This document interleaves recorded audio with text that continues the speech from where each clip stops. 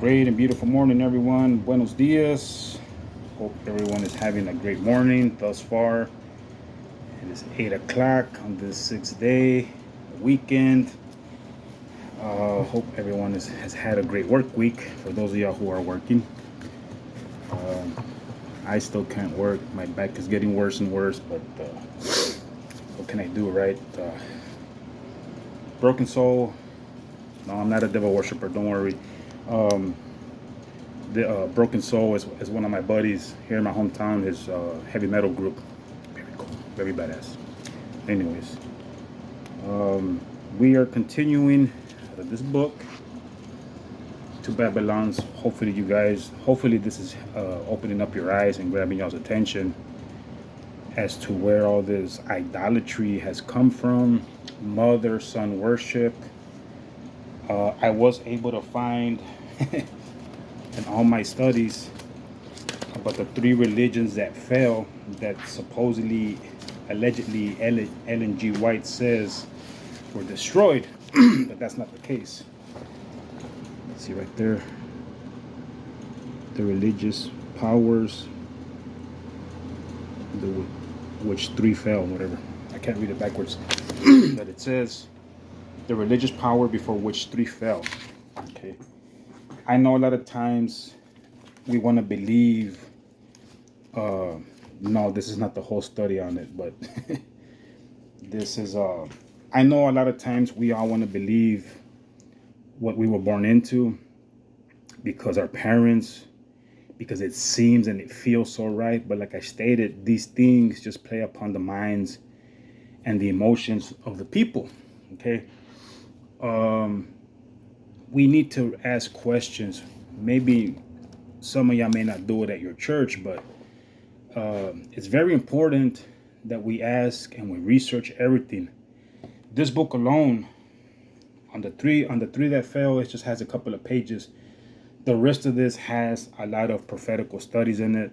I read it, I study it in case I miss something, but along the way, it's all true. Some people might have told you in similar situations, well, why do you have to prove these people wrong? We are told to prove everything. We are told to search the scriptures to see if what's in there is actually in there, or to see if what we're being told is in there, like the Bereans. We are told to test the spirits. We are told to beware of many false prophets. We have to. Can't just take anything for granted. Even our pastor, where I get my studies, tells us, hey, y'all need to prove everything for yourselves anyways. How many preachers will do that? Okay. Again, people, I'm giving you verbatim, even though I'm coughing and gagging half the time, but I'm giving you word for word verbatim, and I'm giving you all the sources as to who said this, and I'm giving you scriptural references if in fact they do have them in here. But I'll read them myself, and if I have anything else that might be able to get cross-referenced, then I'll give it to you all as well. And again, I don't have my pen on me, but anyways, all right. So continuing here, we're still in chapter 2. I don't know if you guys have this book and are following along and don't understand some of it. A lot of it, I mean, for the most part, it makes sense to me. Just like I said, I've already read this book, have thumbed through it, on and on, back and forth, and I still have a lot of stuff highlighted in here, and so a lot of stuff I guess I just jumped around mostly, so I guess I haven't read all of it thoroughly, but for the most part, I think what I did was I read the stuff that I came across in my studies, like the child in Egypt, the mother-son worship, the Trinity, that kind of stuff, because that's the stuff that's on the Christian rampage, even though it's not scriptural. Okay, so it's all right. It's okay to find out where these origins came from, and it's your choice if you want to keep believing in them or not. I don't. The study of the scriptures shows a righteous way of life. It's not necessarily a religious book.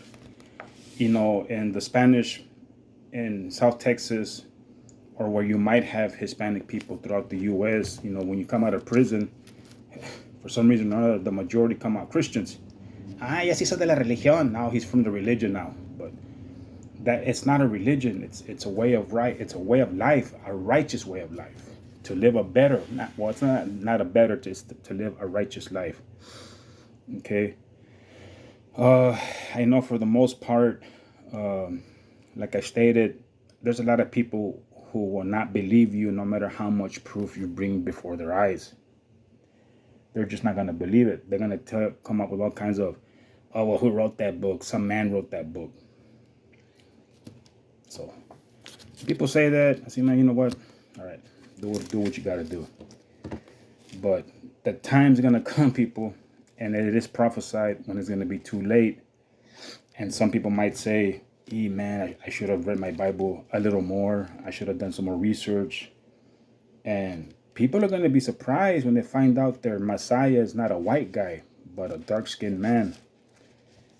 Okay? Like I stated in the prophecies, the names God and Jesus will not be used in the restoration. We will be restored to the pure language. We might all be speaking Hebrew and or the Phoenician language, okay? Because that is the pure language. Our language, as I've shown you, the English language, and even the Mexican, Latino, Hispanic language is very much defiled in a lot of the words that we use. Okay? But like I stated in one of my earlier videos, I think that's a whole lesson all its own. Okay? Reading my studies from the House of Yahweh, there's a lot of words that are not used. But the thing is, I think when we use certain words, it's not that we're trying to invoke any bad spirits per se. Like I told you about God and using words like Lord that have no real spiritual significance. HAPPY,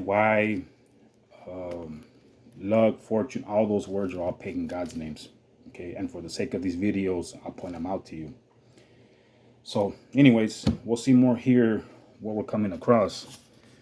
Okay, I wish I had I would that I had my pen on me, but oh well. I'll just have to write it down for later reference. All right, this section from chapter 2 under objects of worship is called Shing and Tsoopo of China. Let me turn the volume down on this phone. And let me see here. I don't need it right now, but last night I stayed up to almost 11 or so, and I was watching these guys on the History Channel on YouTube, where they were supposedly finding all these giant grave sites, but a lot of times they were hindered from going through the cave. Man, it's some great stuff. It's very cool stuff. I couldn't find that video I was telling you about how they were supposedly finding all these extra characters in the Bible and other stuff. I need to look through it again, but I'm going to tear that video apart. All right, here we go. Shing and Tsoopo of China.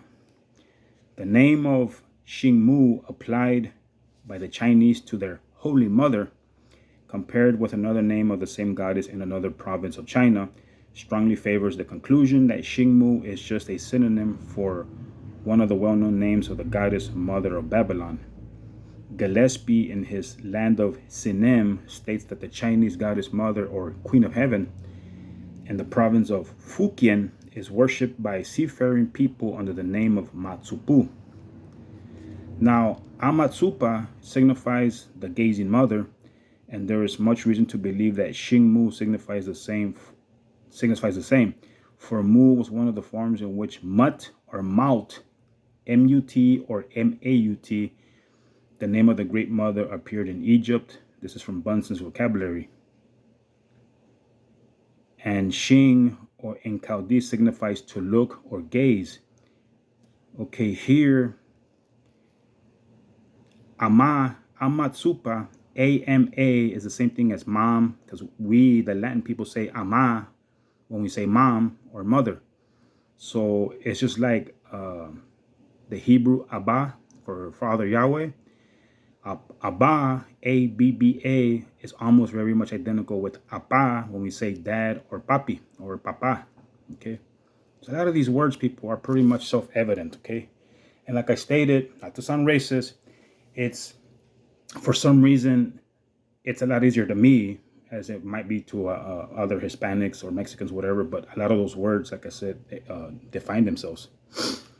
Okay, like Ganga's Ma, the river Ganga. I think that means mother river, something like that. I can't remember. The Egyptian mu or mouth was symbolized either by a vulture or an eye surrounded by a vulture's wings. Well, we don't have a vulture, we have an eagle, right? Signifying the white man. The symbolic meaning of the vulture may be learned from the scriptural expression, there is a path which no fowl knoweth, and which the vulture's eye hath not seen. This is from Job 28:7.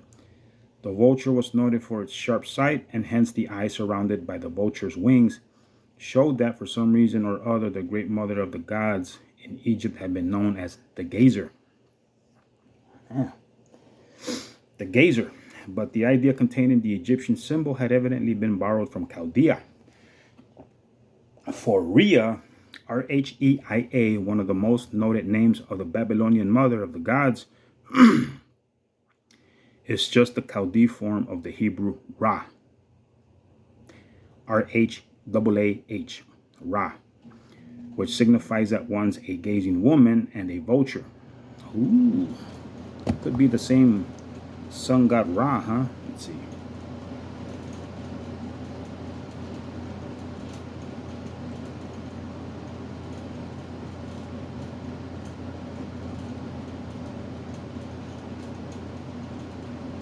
It doesn't say anything about it, but let's type in Ra Hebrew.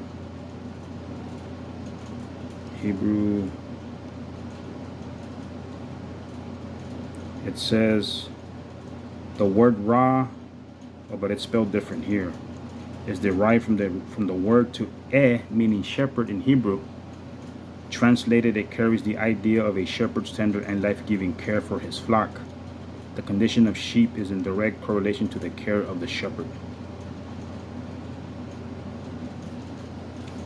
Okay, anyways, the Hebrew Ra itself is also, according to dialectical variation, legitimately pronounced Rhea, and hence the name of the great goddess mother of Assyria was sometimes Rhea, and sometimes Rhea, and sometimes Rhea.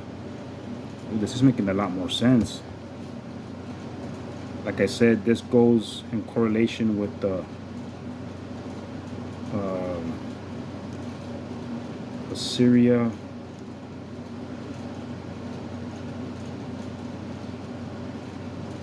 Rhea has to do with mother worship.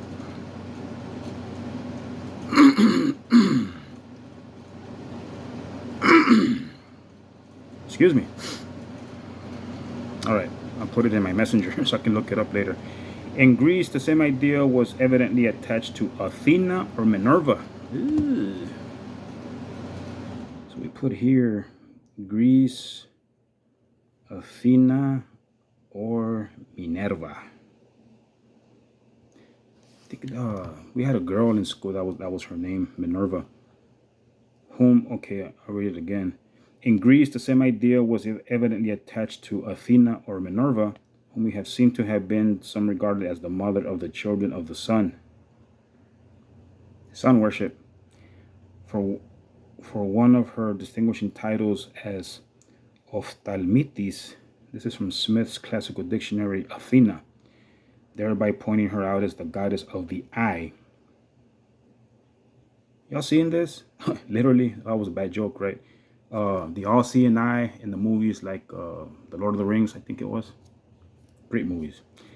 Those movies are very biblical as well. It was no doubt to indicate the same thing, that as the Egyptian moth wore a vulture on her head, so the Athenian Minerva was represented as wearing a helmet with two eyes or eye holes in the front of the helmet.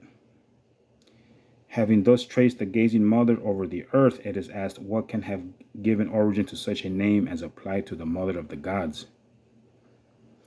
As stated in the Queen of Heaven videos,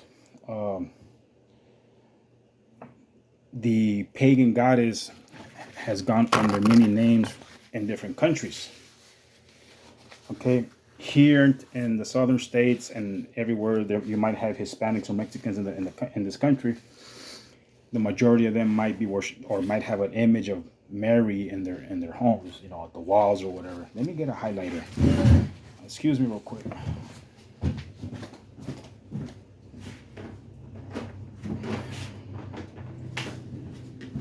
I should have had this stuff readily available, but like I said in the last video, I'm very unorganized. Oh, let's see.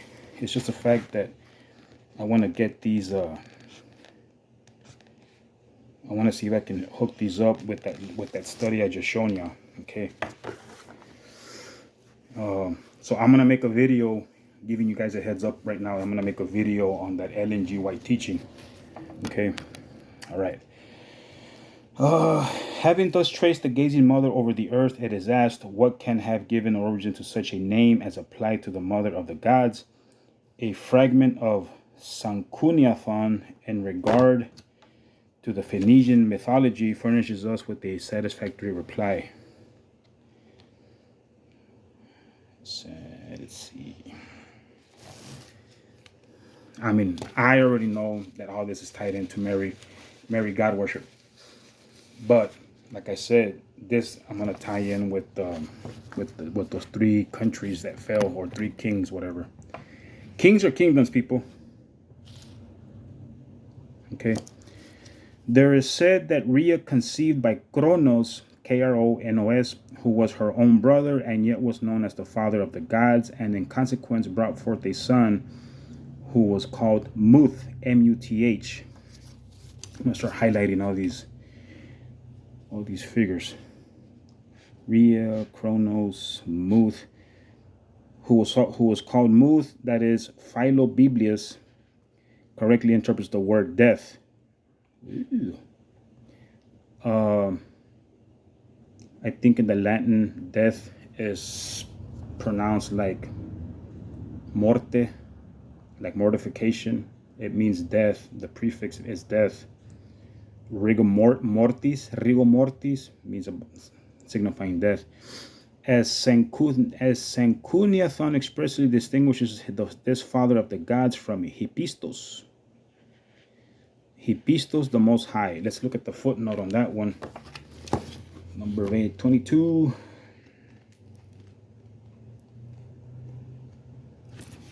22 says, in reading Sankuniathon, it is necessary to bear in mind what Philobiblius, his translator, states at the end of the Phoenician history, that history and mythology were mingled together in that word. There you go. Been mingled together. Hephaestus, the Most High, we naturally recall what Hesiod says in regard to his Kronos, the father of the gods, who for certain wicked deed was called Titan and cast down to hell. You know, there is a prophecy, I believe, in the book of Jeremiah that states that Yahweh would eventually take out his name from among their people. That's why if you go over to Jerusalem and you say that name, then we're like, shh, we're not supposed to be using that name. It's a very sacred name. But this was done because the Israelites, all of us, our ancestors, have turned back to God worship, back to idolatry. Okay? And we see what idolatry has brought upon this whole world. Nothing but fighting and wars and rumors of wars and kingdom against kingdom. That's what that brings. Okay? I only would that, like my pastor said, that Yahweh might relent if we did a worldwide repentance, but you can't get people to repent because people believe they've done nothing wrong in their lives. Oh, let's see. The Kronos to whom Hesiod refers is evidently at bottom a different Kronos from the human father of the gods, or Nimrod, whose history occupies so large a place in this work. Yes, he does. He is plainly none other than Satan himself. The name Titan, or Titan, T-E-I-T-A-N, as it's sometimes given, being, as we have elsewhere concluded, only the Chaldee form of Shaitan, the common name of the grand adversary among the Arabs, in the very region where Chaldean mysteries were originally concocted.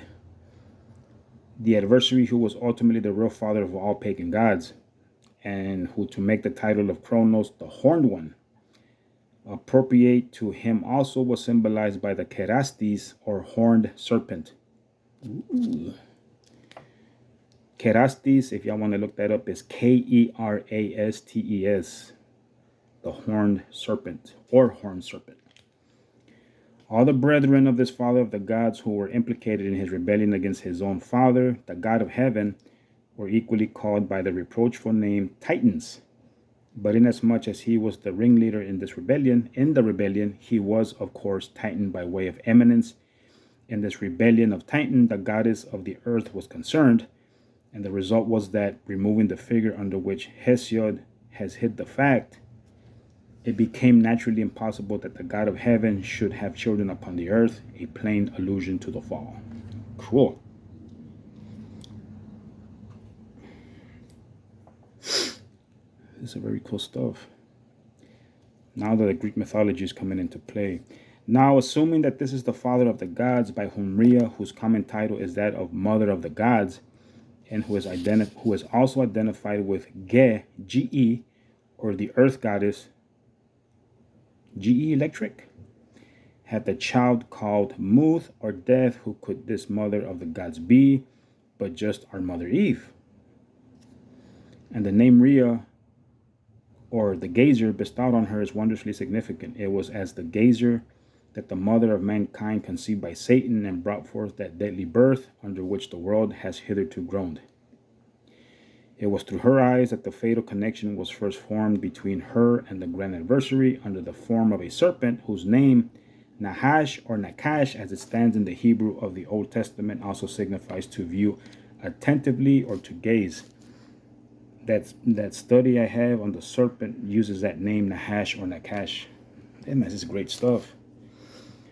And when Genesis 3:6, and when the woman saw that there was good for food, that the tree was good for food and pleasant to the eyes, she took of the fruit thereof and did eat, and gave also unto her husband with her, and he did eat. Here then we have the pedigree of sin and death. Lust, when it had conceived, brought forth sin, and sin, when it was finished, brought forth death. James 1:15. You know, you'd have thought Adam would have been a lot smarter, right, in asking his wife, "Where'd you get that from?" This is why I tell women, and not to be a butthead or be an ass. I tell women on YouTube, trying to tell me all these things to go against the scriptures, that you don't have to keep all those old laws anymore. Women are not allowed to teach because of stuff like this. Okay, I'm not being sexist, ladies, but it is what it is. Okay. The only thing women are allowed to teach are the other womanly laws to the women. That's it. Okay. In our Bibles, in the law of Moses, there are laws that only pertain to women. Okay. All right. Alrighty. Although Muth or Death was the son of Rhea, this progeny of hers came to be regarded not as death in the abstract, but as the god of death. Therefore, says Philobiblius, Muth was interpreted not only as death, but as Pluto. In the this is from Sankun. In the Roman mythology, Pluto was regarded as on a level for honor with Jupiter. And in Egypt, we have evidence that Osiris, the seed of the woman, was the Lord of heaven and king of hell, or Pluto. There's also a prophecy in the book of Daniel that the Lord of heaven, or if you look it up in the Bible dictionary, and I have a copy of it there, the Lord of heaven, let me just show you where it's at.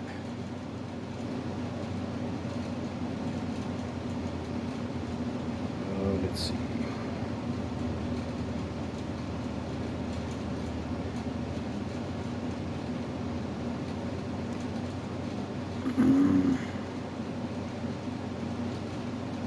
I can't remember where it's at. It might be like chapter 9 or somewhere in there.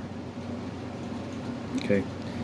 But if you look it up in the Bible dictionary, or Bible's Interpreter's Dictionary, you'll see that the Lord of heaven is actually substituted for the abomination of desolation, or vice versa. Okay. Again, somebody might be saying, "Wow, well, that's just man's interpretation." I'll tell you something, people. If these men have gone to the extent of finding these things out for you through research, I will do some considering. Okay, I know there's a lot of unbelievers out there, but my videos are for helping those out who want to get more insight. And like I said in the last video, if all you want to do is roll your eyes and keep moving on, that's on you, brother. I can't help you out on that part. Let's see. So the Lord of Heaven and King of Hell are Pluto, and it can be shown by a large induction of particulars, and the reader will have somewhat of the evidence presented in this volume. What he has none other than devil himself, supposed to have become incarnate, who, though through the first transgression and his connection with the woman he had brought sin and death into the world, had nevertheless by means of them brought innumerable benefits to mankind.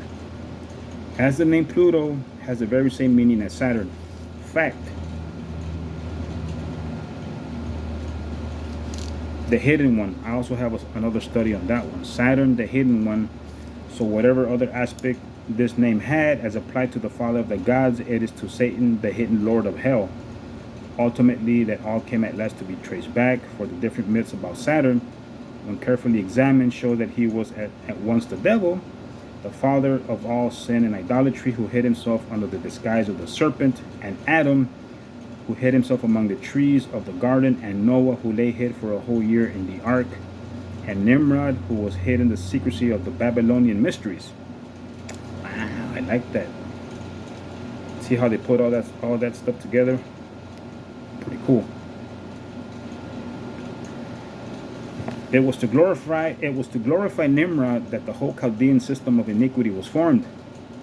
I told you that. All idolatry, all God worship stems forth from this Nimrod system.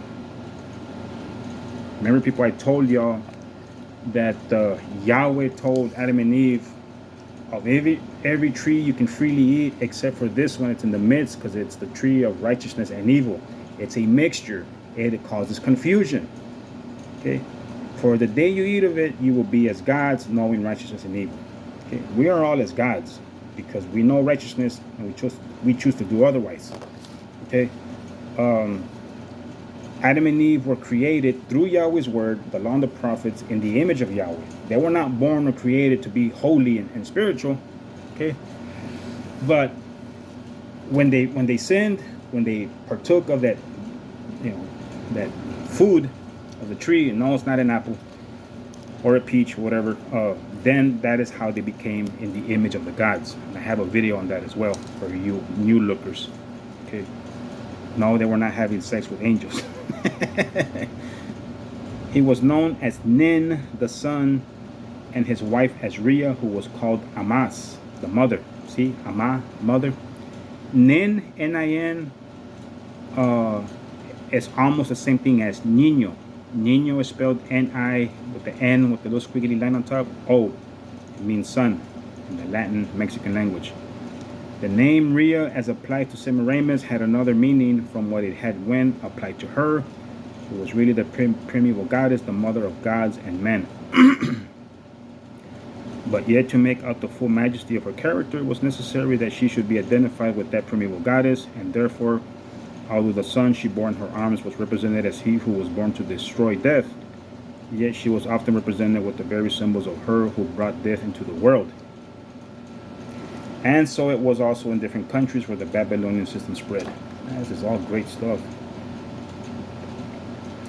Y'all know any ladies with, I mean, they're not directly tied into paganism themselves, but women with all these feminine names: Rhea, Diana, Liliana, Lily, Mary. Mary is one of the most names that people use for their daughters, and the Mexican culture and the white culture. I don't know about the black culture, but Mary is very widely used, mostly in the Hispanic, Latin, Mexican traditions for some odd reason. But anyways, just to give you guys a heads up. Next section here is called The Child in Assyria. The original of that mother so widely worshipped, there is reason to believe, was Semiramis, already referred to, who it is well known was worshipped by the Babylonians and other Eastern nations, and under the name of Rhea, the great goddess mother. It was from the sun, however, that she derived all her glory and her claims to deification. I think I brought that out to y'all in the videos of the Queen of Heaven, that the Pope, the Catholic Church, deified Mary, or just the name given it to the devil, Lucifer. She's a woman. That son, though represented as a child in his mother's arms, was a person of great stature and immense bodily powers, as well as most fascinating manners. In scripture, he is referred to Tammuz in Ezekiel 8:14 under the name of Tammuz, but he is commonly known among classical writers under the name of Bacchus, that is the lamented one, or Bacchus, like I said it a few videos back, was the god of wine. But Ezekiel 8:14 does mention Tammuz by word, by name. To the ordinary reader, the name of Bacchus suggests nothing more than revelry and drunkenness, god of wine. But it is now well known that amid all the abominations that attended his orgies, their grand design was professedly the purification of souls, and that from the guilt and defilement of sin. This lamented one, exhibited and adored as a little child in his mother's arms, seems in point of fact to have been the husband of Semiramis, whose name Ninus, by which he is commonly known in classical history, literally signified the son, or Ben, right, in the Hebrew language. As Semiramis, the wife, was worshipped as Rhea, whose grand distinguishing character was that of the great goddess mother. Footnote. I don't think I need to read it. I mean, it pretty much just helps identify where they got this stuff from. Let's see.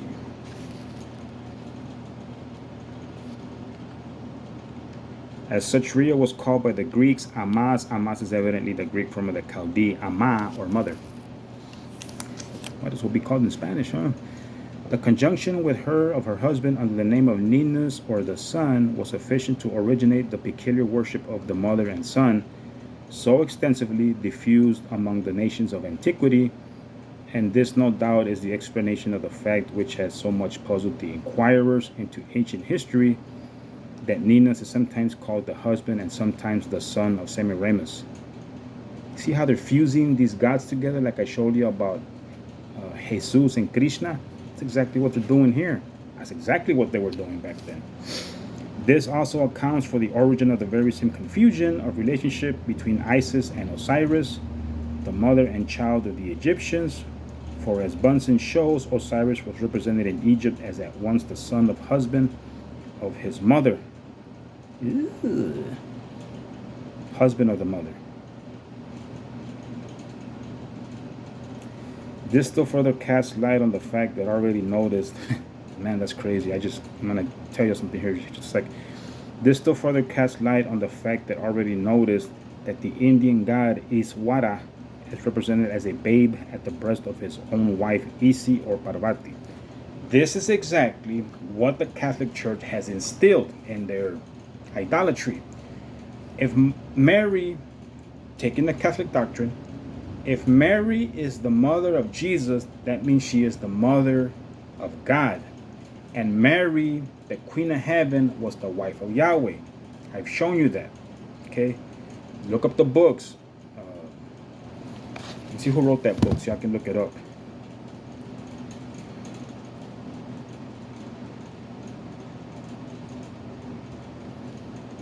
I mean, there's plenty of books, but this one here,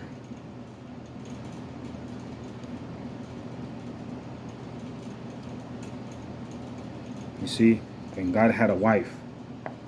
I need to look this up, people. Lucifer, the Queen of Heaven, has been grafted to make y'all believe this is Mary. But like I was saying, Mary is the mother of Jesus, who is God in the flesh, right? According to the Catholic Christian doctrine. So if Mary is the mother of Jesus, then she is the mother of God, but at the same time, she is the wife of God. You see that? That's exactly what this book is saying. No coincidence, people. All right. Let's see. This is stuff you don't hear in your church, huh? Let's let's see. This though, okay. Now this Ninus or son, born in the arms of the Babylonian Madonna, is so described as very clearly to identify him with Nimrod, Ninus, king of the Assyrians. Says Trogus Pompeius, epitomized by Justin. First of all, changed the contented moderation of the ancient manners, incited by a new passion, the desire of conquest. He was the first who carried on war against his neighbors, and he conquered all nations from Assyria to Libya as they were yet unacquainted with the arts of war. Cool. This account points directly to Nimrod and can apply to no other. The account of Diodorus, Diodorus, Diodorus, Siculus entirely agrees with it and adds another trait that goes still further to determine the identity. That account is as follows. Ninus, the most ancient of the Assyrian kings mentioned in history, performed great actions, being naturally of a warlike disposition and ambitious of glory that results from valor. He armed a considerable number of young men that were brave and vigorous like himself, trained them up a long time in laborious exercises and hardships, and by that means accustomed them to bear the fatigues of war and to face dangers with intrepidity. As Diodorus makes Ninus the most ancient of the Assyrian kings and represents him as the beginning those wars which raised his power to an extraordinary height by bringing the people of Babylonia under subjection to him, while as yet the city of Babylon was not in existence. This shows that he occupied the very position of Nimrod, of which the scriptural account is that he first began to be mighty on the earth, and that the beginning of his kingdom was Babylon. I've shown y'all the picture of what was depicted as the mighty ones, and those were the men with wings. They're not aliens, people. Stop believing that stuff on YouTube. Symbology. Okay, this is all symbology. The Nephilim, those are the fallen ones. We all fall short of grace, right? So we're fallen ones. Doesn't mean we're angels. Okay. But like I said, watch the videos. I mean, learn from them, but always be able to prove all that stuff for yourself, because I know people wholeheartedly want to believe that these fallen ones, the angels, were having sex with women. Okay. Hello. Those videos I was watching last night on those giants, man, some great stuff. I love that stuff. I mean, the thing is, why does the government always have to come in and take your stuff? I mean, but the government has always been trying to disprove everything in our Bibles as it were anyways. But let me tell you something, people. If you find a huge skull, and if you've seen Bigfoot, and if you've seen La Llorona, and the Chupacabras, and all these things that we see on YouTube, hey, I'm nobody to discredit you. If you say what you saw, hey, more power to you. Okay? But it's like a lot of people say, well, just because we don't see it doesn't mean they don't exist. Well, I mean, I know a lot of times we all want to say, well, how can a lot of people be wrong? A lot of people can be wrong. You know what I mean? But, I mean, I myself, I don't know why. Maybe it's because of my studies. I've never seen a UFO. Isn't that funny? I mean, I've seen plenty, but it doesn't mean they're alien spaceships. Okay? I've seen, if I can't identify a species of fish, all I know is that it's a fish. I can't identify what species it is. I've seen a lot of creepy crawling things on the ground. They're unidentified insects to me. Okay? So if we see something at night or even during the day, like right now, if we see something, going across and we can't identify it, it's an unidentified flying object. But it's not necessarily aliens. Okay? So we have here, as the Babel builders, when their speech was confounded, were scattered abroad on the face of the earth, and therefore deserted both the city and the tower which they had commenced to build. Babylon as a city could not properly be said to exist till Nimrod, by establishing his power there, made it the foundation and starting point of his greatness. In this respect, when the story of Ninus and of Nimrod exactly harmonized. The way, too, in which Ninus gained his power is the very way in which Nimrod erected his. There can be no doubt that it was by inuring his followers to the toils and dangers of the chase that he gradually formed them to use of arms, and so prepared them for aiding him in establishing his dominions, just as Ninnas, by training his companions for a long time in laborious exercises and hardships, qualified them for making him the first of the Assyrian kings. But as I stated, people, Nimrod was not just a one-man army who was against Yahweh and who began to be a mighty one.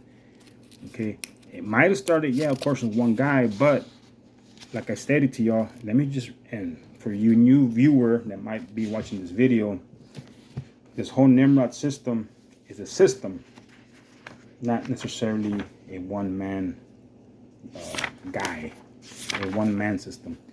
Because if you read carefully, like I told you when I brought this video out, in Genesis 10, verse 7, we see, or what's up from verse 6, it says,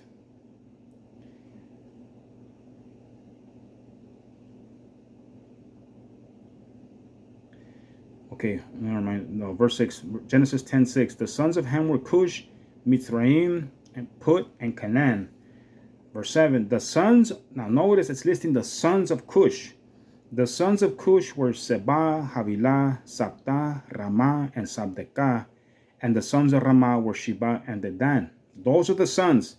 But notice here in verse 8 it says, Cush begot Nimrod. He began to be a mighty one on the earth. It doesn't say he's a son. You see that?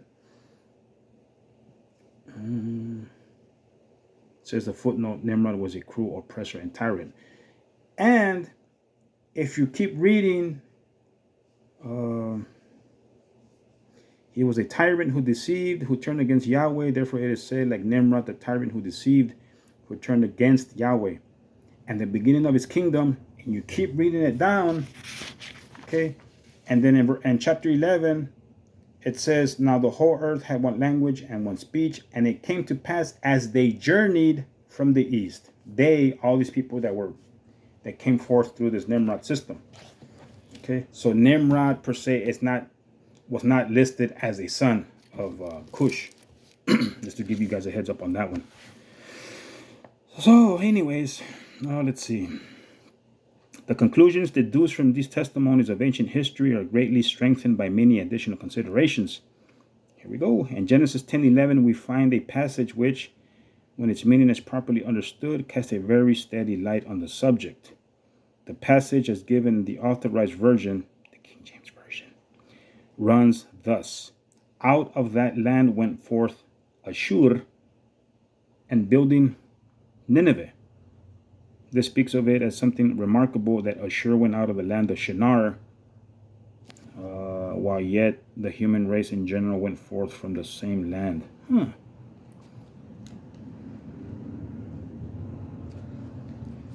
And that he had been in a manner expelled from it by Nimrod, while no divine right is elsewhere hinted at in the context or seems capable of proof. Moreover, it represents Ashur as setting up in the immediate neighborhood of Nimrod, as mighty a kingdom as Nimrod himself. Ashur building four cities, one of which is emphatically said to have been great, while Nimrod, on this interpretation, built just the same number of cities, of which none is specifically characterized as great. I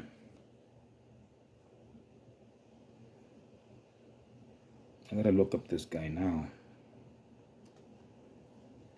Well, Nimrod, on this interpretation. Okay, now it is in the last degree improbable that Nimrod would have quietly borne so mighty a rival so near to him to obviate such difficulties as these. It has been proposed to render the words, out of that land he, Nimrod, went forth into Ashur or Assyria.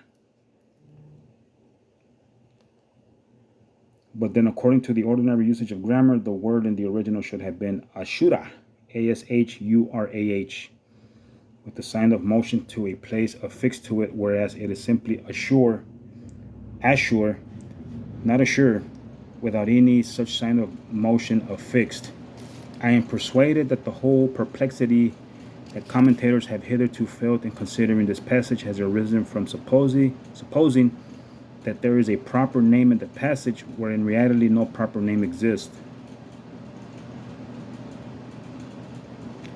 Now, again, let me give you guys a heads up on proper use of words in the scriptures.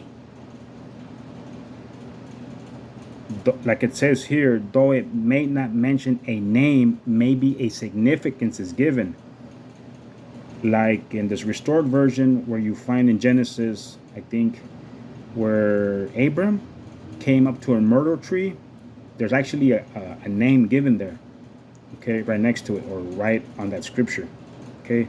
So just to give you guys a heads up on that kind of stuff. The whole pillar of salt thing as well is actually mentioned different and is given the proper significance in this restored version of the scriptures. Okay, so assure is a passive participle of a verb, which in its Chaldee sense signifies to make strong. There you go, see? And consequently signifies being strengthened or made strong. That's why a lot of times, especially in the ever popular King James, a lot of stuff is very hard to read and understand because you might have the Shakespearean version, and man, you lose a lot of real meanings in the translations. So I was saying in the past couple of videos, translations are not necessarily inspired. That's what has caused a lot of confusion, okay? And that's why we have so many churches. Read thus the whole passage is natural and easy. Verse 10, and the beginning of Nimrod's kingdom was Babel, and Erech, and Akkad, and Calneh. A beginning naturally implies something to succeed, and here we find it in verse 11. Out of that land he went forth, being made strong, or when he had been made strong, ashore, and builded Nineveh, etc. Now this exactly agrees with the statement in the ancient history of Justin. Nineveh strengthened the greatness of his acquired dominion by continued possession. Having subdued therefore his neighbors, when, by an accession of forces being still further strengthened, he went forth against other tribes, and every new victory paved the way for another. He subdued all the peoples of the east. There's that word, people, subdued. That means he conquered and took in. Thus then Nimrod or Ninus was the builder of Nineveh, and the origin as the name of that city as the habitation of Ninus. It is accounted for 28, and light is thereby at the same time cast on the fact that the name of the chief part of the ruins of Nineveh is Nimrod at this day. Nimrod is Nimroud. Now, assuming that Ninus is Nimrod, the way in which that assumption explains what is otherwise inexplicable in the statements of ancient history greatly confirms the truth of that assumption itself. Ninus is said to have been the son of Belus or Bel, and Bel is said to have been the founder of Babylon. That makes sense. To me, it does. I have shown y'all that pre or suffix of el means God. So we can say honestly, still Lucifer was the first one to mouth the word God or gods. And because of this sin, they became as the gods. So therefore the sons of the gods, which was Cain became a murderer. He rebelled against his brother, the carnal minded against the spiritual minded. He went out into eventually what became the city of Nod. Like I said in one of my last videos, the city of Nod was not named as such in that time of Cain. Okay, but it eventually became known as the city of Nod, which is a place of wandering, something like that. Okay. So God worship began to. If Ninus was in reality the first king of Babylon, how could Belus or Bel, his father, be said to be the founder of it?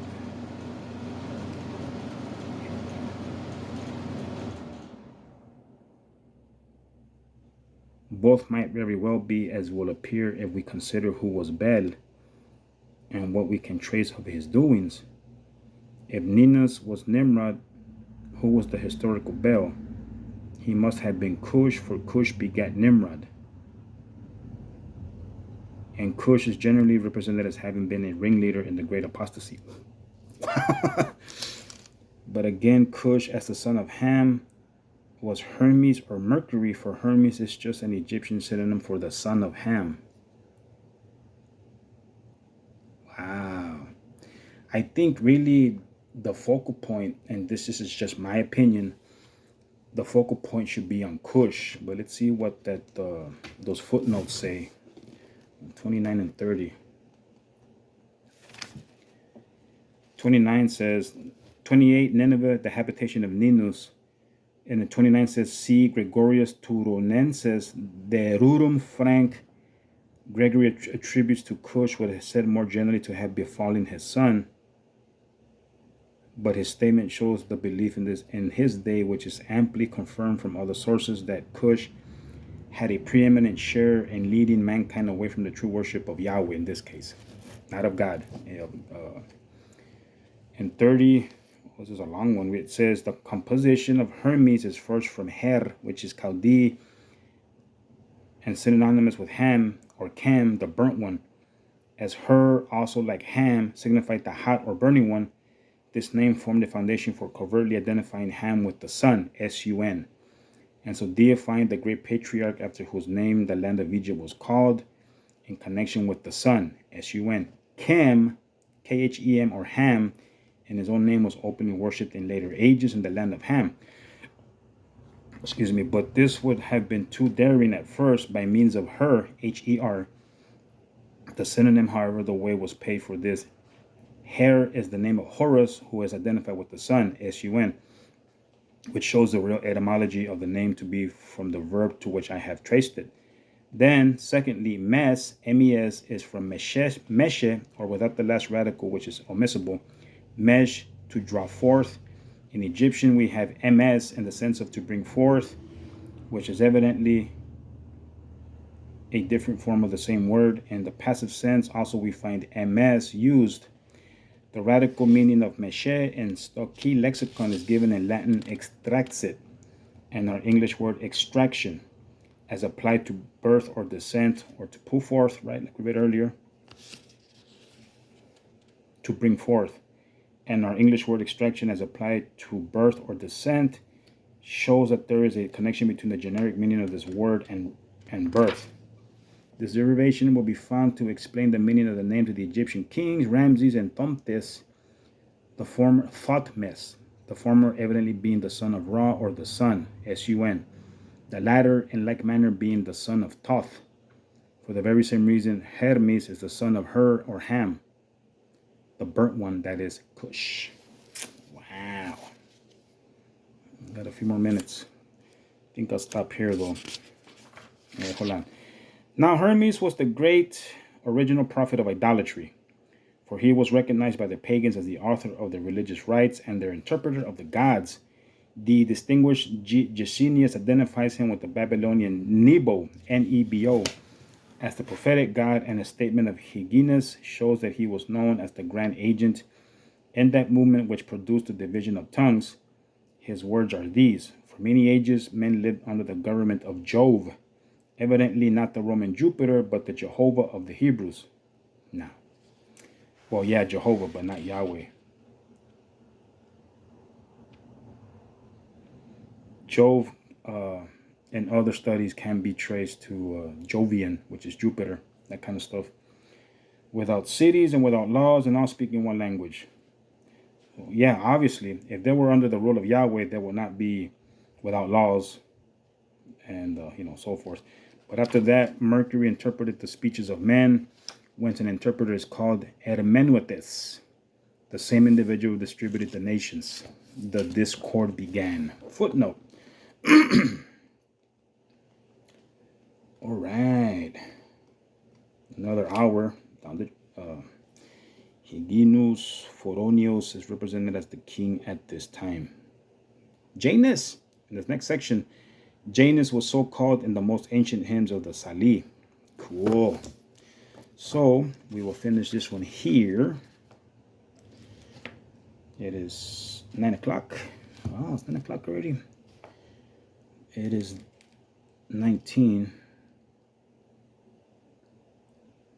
Okay, So people, again, hope you guys are catching on to this idolatry, its origins, and all these name changes, and all the interweaving of all this idolatry as well. It's crazy. Again, I will cut these videos in hour increments so they can upload faster. If you guys are hungry for more of this stuff, leave comments and questions. Feel free to like and subscribe and share. If there's something, again, y'all need me to look up, ask me. If you think it might be in that book, without sounding proud or boastful, I think I can pretty much tell you yay or nay on that kind of stuff. But yeah, leave your comments and questions. Feel free to like and subscribe, share with your people. Any questions y'all might have, leave in the comment section below. And I will see you guys and gals in the next one. Cheerio.